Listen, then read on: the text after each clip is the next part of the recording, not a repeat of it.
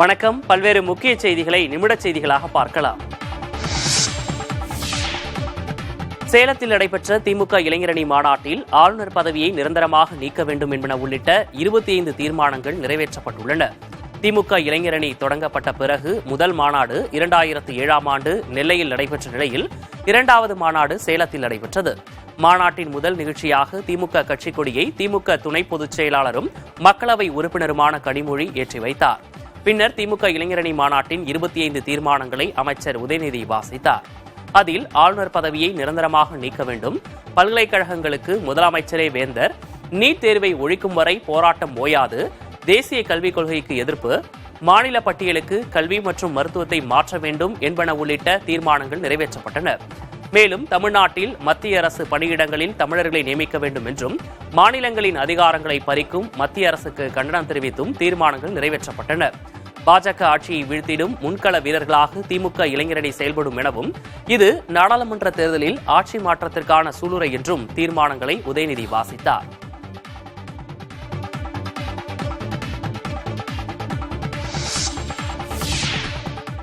தமிழினத்தை அழித்து தமிழர்களை அடையாளம் தெரியாதவர்களாக மாற்ற பாஜக திட்டமிட்டுள்ளதாக முதலமைச்சர் மு.க.ஸ்டாலின் குற்றஞ்சாட்டியுள்ளார். சேலம் திமுக இளைஞரணி மாநாட்டில் உரையாற்றிய அவர், அதிமுக ஆடும் உள்ளே வெளியே ஆட்டம் பாஜக போட்டு தந்த நாடகம் என விமர்சித்துள்ளார்.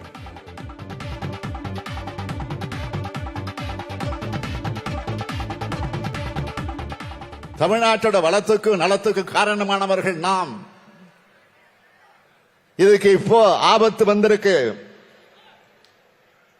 அந்த ஆபத்தை உணர்ந்து தடுக்கிறதுக்காகத்தான் இளைஞரணி மாநாட்டையே மாநில உரிமை மீட்பு மாநாடா நாம ஏற்பாடு செஞ்சிருக்கோம். நாம பெயர் சூட்டின நம்மோட தமிழ் நிலத்துக்கு ஆபத்து இப்ப வந்திருக்கு. மொழியை அழிச்சு, தமிழ் பண்பாட்டை அழிச்சு, மாநில மதிப்பு அழிச்சு, அதன் மூலம் தமிழினத்தை அழிச்சு நம்மளை அடையாளமற்றவர்களாக ஆக்க பாசிச பாஜக திட்டமிட்டு இருக்கு. இன்னொரு பக்கம் 10 ஆண்டு கால தமிழ்நாட்டை எல்லா வகையிலும் பாழ்படுத்திய கட்சி அதிமுக. அவங்க அழிவு வீரர்கள் அனைத்தையும் மக்கள் மறந்திருப்பாங்கன்னு நினைக்கிறார் பழனிசாமி. இப்ப அவங்க ஆடுற உள்ளே வெளியே ஆட்டம் பாஜக போட்டு கொடுத்த நாடகம். மாநிலத்தில் சுயாட்சி, மத்தியில் கூட்டாட்சிங்கிறது கலைஞர் நமக்கு கற்றுக் கொடுத்த முழக்கம். நடைபெற இருக்கிற நாடாளுமன்ற தேர்தல் வெற்றிக்கு பிறகு அந்த முழக்கம் இந்தியாவின் முழக்கமா மாறப்போகுது. மாநில அரசுகளின் உரிமைகளை ஒன்றிய அரசு பறித்துக் கொண்டுள்ளது என அமைச்சர் உதயநிதி ஸ்டாலின் குற்றஞ்சாட்டியுள்ளார். திமுக இளைஞரணியின் மாநில மாநாட்டில் உரையாற்றிய அவர், தமிழ் மொழி பண்பாட்டை அழிக்க நினைக்கும் பாஜகவின் எண்ணம் இன்னும் 2000 ஆண்டுகள் ஆனாலும் நிறைவேறாது என தெரிவித்தார்.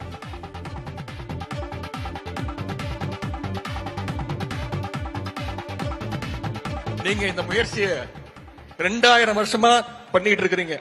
இதுவரைக்கும் உங்களால தமிழ்நாட்டில் கால் வைக்க முடியல. இந்த முயற்சியால உங்களால இன்னும் 2000 வருஷம் ஆனாலும் வெற்றி பெற முடியாது. தமிழருடைய அடையாளத்தை அழிக்க நினைச்சா நீங்க தான் அழிஞ்சு போவீங்க. உங்க எண்ணத்தை திராவிட முன்னேற்ற கழகம் ஒருபோதும் அனுமதிக்காது. ஏன்னா இந்த இயக்கத்தை இப்போது வழிநடத்துறது முத்துவேல் கருணாநிதி ஸ்டாலின் என்ற ஒரு மாபெரும் தலைவர். அதே போல இந்த இயக்கத்தை பயமுத்த நினைக்கிறாங்க. இடி, சிபிஐ, ஐடி ரைடு அப்படின்னு நான் பலமுறை சொல்லியிருக்கிறேன். நாங்க இடிக்கும் பயப்பட மாட்டோம், மோடிக்கும் பயப்பட மாட்டோம். உங்களுடைய இந்த உருட்டல் மிரட்டல்களா திமுக தொண்டன் இல்ல, திமுக தொண்டன் வீடு ஒரு சாதாரண சின்ன கை குழந்தை கூட பயப்படாது. அயோத்தி ராமர் கோயில் திறப்பு விழாவை பாஜக அரசு அரசியலாக்கி உள்ளதாக திமுக நாடாளுமன்ற உறுப்பினர் கனிமொழி குற்றம் சாட்டியுள்ளார். சேலம் திமுக இளைஞரணி மாநாட்டில் பேசிய அவர், வட இந்தியாவை சூழ்ந்துள்ள பாஜக என்ற இருளை உதயசூரியனால் விரட்டுவோம் என கூறினார். கட்டி முடிக்காத கோயிலை திறக்க கூடாது என்பது இந்து மதம்.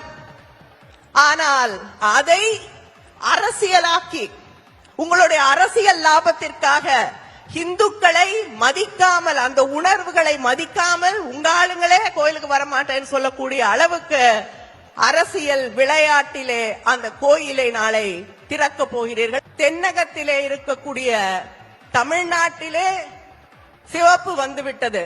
ஆனால் வடநாட்டிலே இன்னும் கருப்பு இருந்து கொண்டுதான் இருக்கிறது. அதை விரட்ட வேண்டிய அந்த கடமையும் நமக்கு இருக்கிறது. அந்த இருண்மையை விரட்ட வேண்டிய கடமை நமக்கு இருக்கிறது என்பது. அயோத்தி ராமர் கோயில் திறப்பு நடைபெற உள்ள நிலையில் நகர் முழுவதும் விழா கோலம் பூண்டுள்ளது. விரிவான பாதுகாப்பு ஏற்பாடுகளும் மேற்கொள்ளப்பட்டுள்ளன. அயோத்தி ராமர் கோவில் கும்பாபிஷேகம் நடைபெற உள்ள நிலையில் பிரதமர் நரேந்திர மோடி தொடங்கி அத்தனை முக்கிய தலைவர்களும், திரை நட்சத்திரங்களும், தொழிலதிபர்களும், சிறப்பு விருந்தினர்களும் அயோத்தி நகரை நோக்கி வந்த வண்ணம் உள்ளனர். இதனையடுத்து பாதுகாப்பு ஏற்பாடுகளும் விழா ஏற்பாடுகளும் மும்முரமடைந்துள்ளன. சிறப்பு விருந்தினர்கள், பாதுகாப்பு அதிகாரிகள், காவல்துறையினர், துணை ராணுவத்தினர் வாகனங்கள் மட்டுமே நகருக்குள் அனுமதிக்கப்படுகின்றன. மற்ற வாகனங்கள் 10 கிலோமீட்டருக்கு முன்பாகவே தடுத்து நிறுத்தப்பட்டு திருப்பி அனுப்பப்படுகிறது. உத்தரப்பிரதேச காவல்துறையின் சிறப்பு படையினர், அதிரடி படையினர், தீவிரவாத தடுப்பு படையினர் உள்ளிட்ட பல்வேறு பிரிவுகளைச் சேர்ந்த காவல்துறை அதிகாரிகளும் பாதுகாப்பு பணிகளுக்காக குவிக்கப்பட்டுள்ள நிலையில் AI தொழில்நுட்பம் உள்ளிட்டவையும் பாதுகாப்பு பணிகளுக்காக களமிறக்கப்பட்டுள்ளது. தரைவழி, வான்வழி பாதுகாப்பை உறுதி செய்வதோடு சரையு நதிக்கரை வழியாக அசம்பாவித சம்பவங்கள் எதுவும் நடைபெறாமல் இருப்பதற்கான பாதுகாப்பு பணிகளையும் மேற்கொள்கின்றனர். ராமர் கோயில் திறப்பு விழா என்பது பண்டைய பாரதத்தை மீட்டெடுக்கும் முயற்சியின் முதல் படி என RSS அமைப்பின் தலைவர் மோகன் பகவத் தெரிவித்துள்ளார். RSS அமைப்பின் வலைதளத்தில் வெளியாகியுள்ள மோகன் பகவத்தின் கட்டுரையில் ராமர் கோயில் திறப்பு விழா என்பது பண்டைய பாரதத்தை மீட்டெடுப்பதற்கான விழிப்புணர்வு இயக்கத்தை மேற்கொள்வதற்கான முதல் படி என தெரிவிக்கப்பட்டுள்ளது. சமூக நல்லிணக்கம், ஒற்றுமை, வளர்ச்சி, அமைதி, அனைவரின் நலன் ஆகியவற்றை உள்ளடக்கியதுதான் பண்டைய பாரதம் என்றும் மோகன் பகவத் குறிப்பிட்டுள்ளார். அயோத்தியில் ராமர் கோயில் மறுகட்டுமானம் செய்யப்பட்டுள்ளதைப் போல நாட்டையும் மறுகட்டுமானம் செய்ய மக்கள் உறுதியேற்க வேண்டும் என அவர் கூறியுள்ளார். அயோத்தி ராமர் கோயில் திறப்பு விழா பிரதமர் மோடி உள்ளிட்ட 5 பேர் முன்னிலையில் நடைபெற உள்ளது. அந்த 5வரில் மோகன் பகவத்தும் ஒருவர் என்பது குறிப்பிடத்தக்கது.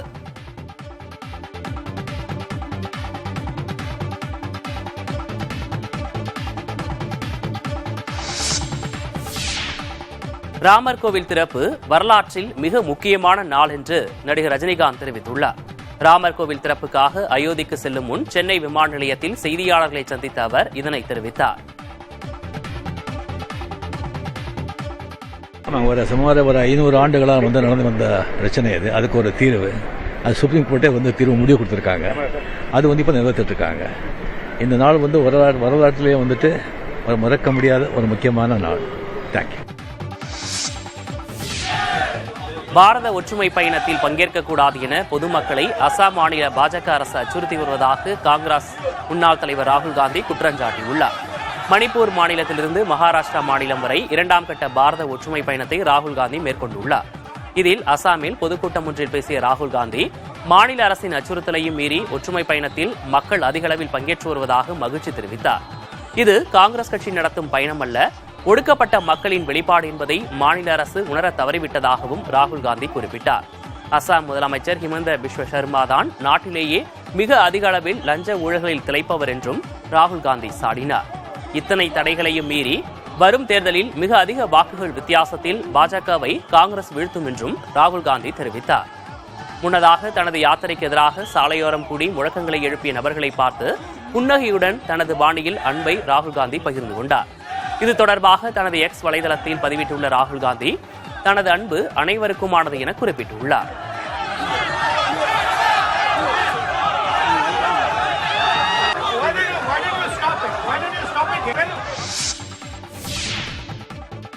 அயோத்தி ராமர் கோயிலுக்கு சமீபத்தில் வெளியான ஹனுமான் படக்குழு 2,60,00,000 ரூபாயை நன்கொடையாக கொடுத்துள்ளது.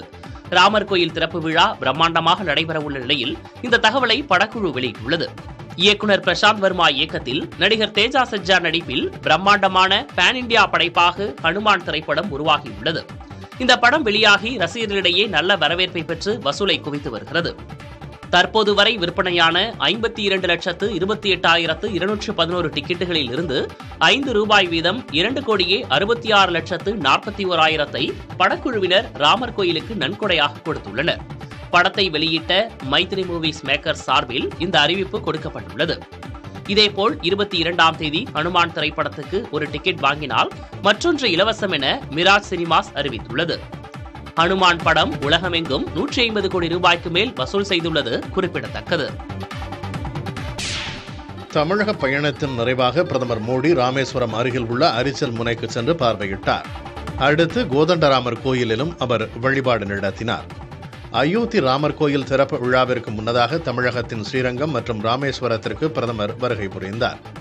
ராமேஸ்வரத்தில் நேற்று தரிசனம் செய்த பிரதமர் இன்று காலை அரிச்சல் முனைக்கு சென்று பார்வையிட்டார்.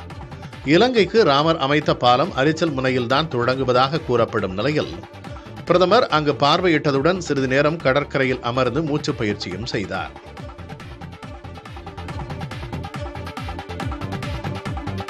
கடல் நீரில் மலர்களை ஈட்டும் பிரதமர் வழிபட்டார். அடுத்து கோதண்டராமர் கோயிலுக்கு சென்ற பிரதமர் கடலில் இருந்து சேகரிக்கப்பட்ட நீருடன் கூடிய கலசத்திற்கு பூஜைகள் செய்து வழிபட்டார். இதையடுத்து பிரதமர் தனது 3 நாள் தமிழக பயணத்தை முடித்துக் கொண்டு 22 புனித நீர் கலசங்களுடன் சிறப்பு விமானம் மூலம் டெல்லி புறப்பட்டார். அங்கிருந்து நாளை காலை அயோத்தி சென்று ராமர் கோயில் திறப்பு விழாவில் பிரதமர் பங்கேற்கிறார். ராமேஸ்வரம் உள்ளிட்ட பல்வேறு தலங்களில் இருந்து கொண்டு செல்லப்படும் புனித நீரால் ராமர் சிலைக்கு அபிஷேகம் செய்யப்படும்.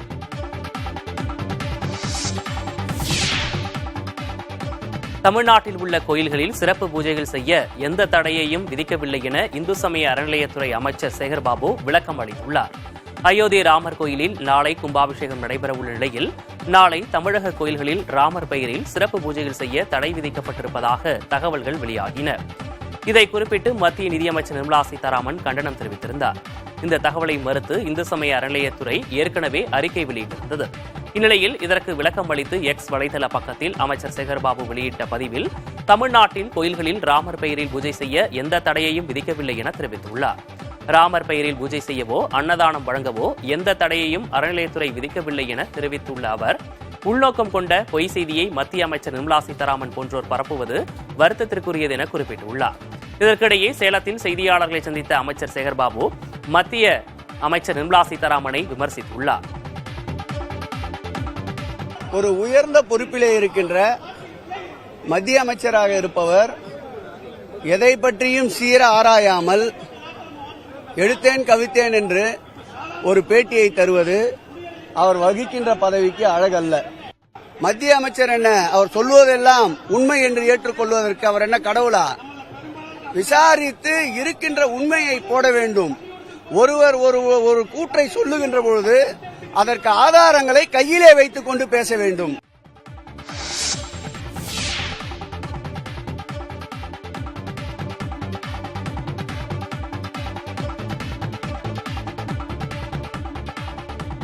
கோயில்களில் சிறப்பு பூஜை செய்ய அனுமதி மறுக்கப்பட்டதாக வெளியான தகவலை இந்து சமய அறநிலையத்துறை அமைச்சர் சேகர்பாபு மறுத்துள்ள நிலையில் அவருக்கு மத்திய அமைச்சர் நிர்மலா சீதாராமன் பதிலளித்துள்ளார். எக்ஸ் வலைதளத்தில் பதிவிட்டுள்ள மத்திய அமைச்சர் நிர்மலா சீதாராமன் அமைச்சர் சேகர்பாபுவின் பதிவிற்கு பதிலளிக்கும் வகையில் ஆதாரத்துடன் மக்கள் பதிவிட்டு வருவதாக குறிப்பிட்டுள்ளார். இந்துக்களின் அடிப்படை உரிமைகளை காக்க அறநிலையத்துறை அமைச்சர் நடவடிக்கை எடுக்க வேண்டும் என கேட்டுக் கொண்டார். சிறிய கோயில்களில் நடக்கும் ஏற்பாடுகளில் காவல்துறையினர் அனாவசியமாக தலையிடுவதாக குறிப்பிட்டுள்ள அவர் வழிபாட்டு முறையில் இடையூறு ஏற்படுத்துவதற்கு முற்றுப்புள்ளி வைப்பது அமைச்சர் சேகர்பாபுவின் கடமை என தெரிவித்துள்ளார்.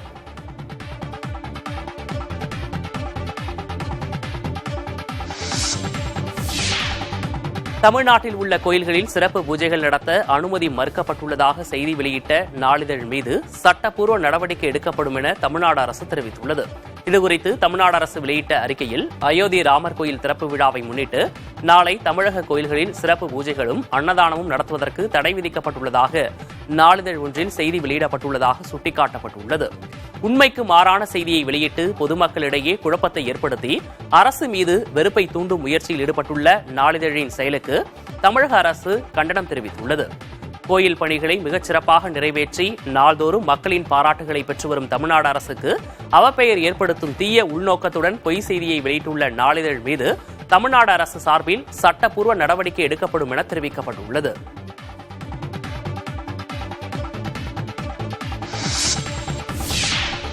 கேலோ இந்தியா விளையாட்டுப் போட்டி குறித்து விழிப்புணர்வு ஏற்படுத்தும் வகையில் சென்னையில் இருசக்கர வாகன பேரணி நடைபெற்றது.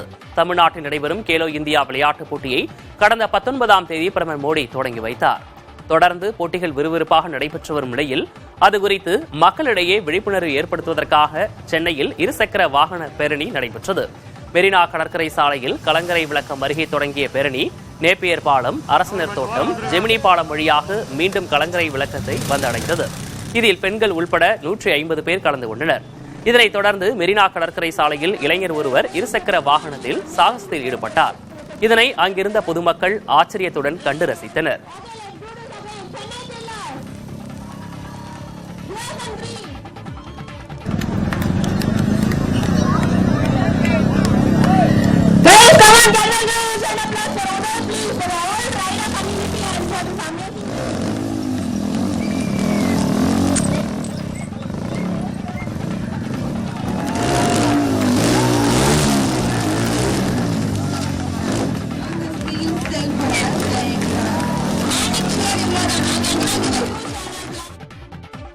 நிமிடச் செய்திகளை பார்த்தும் அண்மை செய்திகளுக்கு இணைந்திருங்கள் புதிய தலைமுறையுடன்.